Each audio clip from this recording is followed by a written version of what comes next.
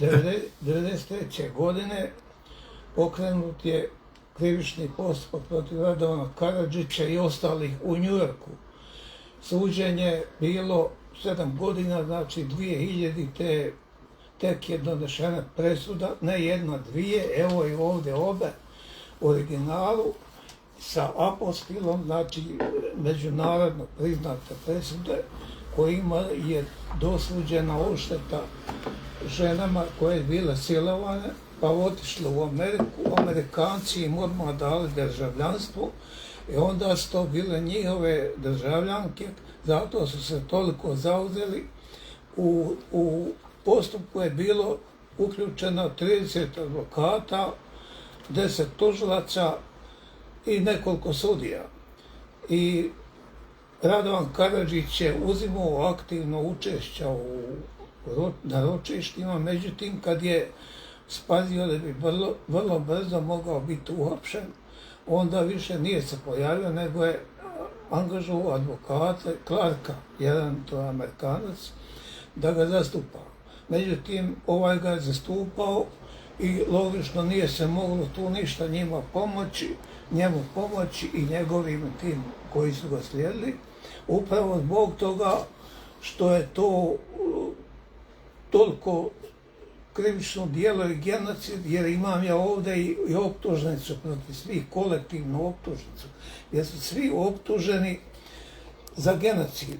I sad ja kontam, ovi naši blentovi, ja moram i tako nazvati, nisu ni znali iskoristiti ove presude, jer ovdje je već 2000. godine napisano ispred svačeg imena od ovih žena koje je bile silovane, piše da se dodjeljuje odšteta radi genocida u Bosni i Hercegovini. Znači, ovi da su koristili ove presude, nisu morali čekati kad će doći Mladiću i ovima presude, jer ove su kasnije donošene, znači ovo su presude iz 2000. Još tada je okvalifikovano kao genocid u Bosni i Hercegovini. Nevjerovatno. Ali ovo nije niko niti koristio, niti od mene zatražio da koristi. Znači, smišljeno naši političari nisu htjeli da se tim ženama da neka satisfakcija i čak je mene zvalo, 100 ljudi me zvalo, gdje mi prijeti, gdje kaže jesi ti lud, neće zbog tebe ostao bez posla. I onda, eto tako, i ja sam onda pokušao, nema gdje nisam se uključivao, međutim niko ne želi da čuje da se plati ta odšteta, niti Srbija, ni Crna Gora, niti Hrvatska, niti Bosna i Hercegovina. Evo vidjeli ste, ja sam i Bečireviću pisao. Logično je bilo bar da mi se on javio. Ne mora se javljati meni Ramija Tajić, nego tebo je bilo ko. Nije zainteresovan za ovu nagodbu sa Srbijom? Nije zainteresiran jer boji se izgubit će poene kao političar ako ljudi ga stisnu, kako će mi tolike pare dati, znaš. E sad, oni nemaju pojma da je tu, da su optuženi onaj ko je kriv.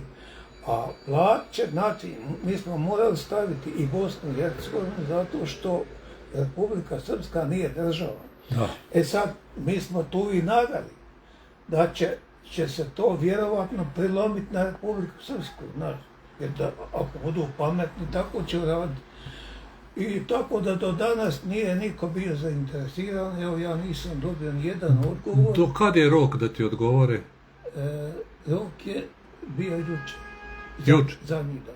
Juče se niko nije javio za nagodbu. Šta sad slijedi? Nije se niko javio za nagodbu, ja ću sačekat do 20. još. Ako ne bude ništa, onda ću ja sa tim presudama ići tamo ustupiti ljudima koji hoće da to naplate. Agenciji, neko koja naplaćuje dugove? Imaju agencije, fondove, mi već imamo 2 ponude iz Londona i Njujorka. Znači, to se može unovčiti, nije problem, ali onaj ko je dužan, on će platiti cijeli iznos. Jer sad ako to, zainteresiran je i Trumpov sekretar Rubio, on je zainteresiran.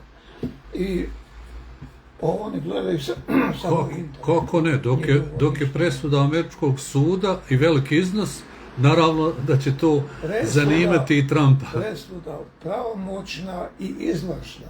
I na kraju presude piše da će Sjedinjene Američke Države se brinuti za izvršenje ovih presuda. Znači, on će najahati i leti i jego šta ima pokupi toga. Jedva čekaju. Znači, to je to. Ma, bravo. Znači, samo ćete još malo sačekati i onda ćete odlučiti koja će ta agencija. Čekat ćemo do 20. ono reda radi, da ne kažu odmah poletili, znaš. Ali to ide dalje, na tome mi nećemo stati. I tu sa mnom jedan tim advokata i Amerikanaca i 2 Njemca, nisam ja sam. Da.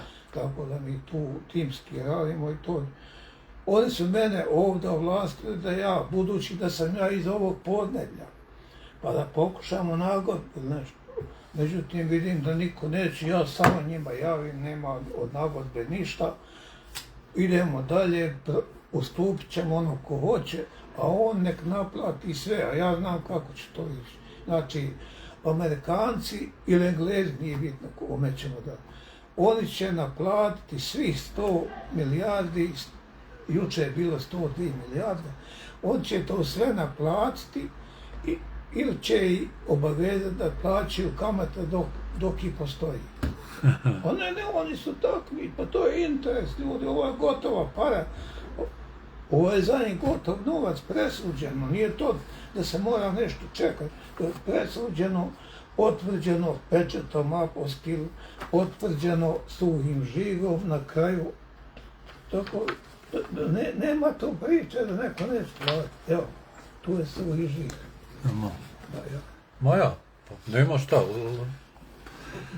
Mora sigurno, ali ja sam mislio da nekakvu nagodbu, svi smo iz ovog podneblja i sad rekao, žene će dobiti neku satisfakciju, a ovaj proće jeftinije, onaj ko bude plaćao, međutim nikoga to ne interesuje. Znate li, gospodine Ramo, da su oči javnosti uperene u vas, da mnogi prate šta se s ovim dešava i da su vam mnogi zahvalni zbog toga što se borite? Mnogi zahvalni, ali mnogi i prijete. Znači imate prijetnji? Bar 100-tinjak je bio dosta. Bojite li se, vi ste krajišnik onaj? Pa nije, mene oni ne interesuju, nikako ti što prijete, vjerujem. Ima onaj gore ko vidi, on kad bude htio, on će mene pozvat sebi. Tako je. Ovaj je vaš, miševi, ti sitni. To je sića, sve to sića. Eto, hvala vam puno na ovom razgovoru, nadam se da ćete uspjeti. Nema na čemu. Hvala puno.